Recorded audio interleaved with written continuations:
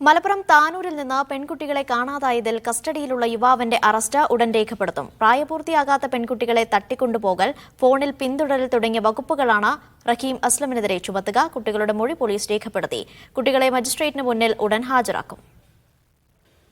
ഉച്ചയ്ക്ക് 12 മണിയോടെ ഗരീബ് രഥ് എക്സ്പ്രസിലാണ് കുട്ടികളുമായി പോലീസ് സംഘം തിരൂരിലെത്തിയത്.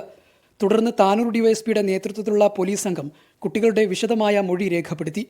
രാവിലെ പോലീസ് കസ്റ്റഡിയിലെടുത്ത കുട്ടികൾക്കൊപ്പം മുംബൈയിലേക്ക് യാത്ര ചെയ്ത റഹീം അസ്ലമിന്റെ അറസ്റ്റ് ഉടൻ രേഖപ്പെടുത്തും. 3 പേരും ചേർന്ന് മുൻകൂട്ടി നിശ്ചയിച്ച പ്രകാരമാണ് യാത്ര പോയതെന്നാണ് സൂചന.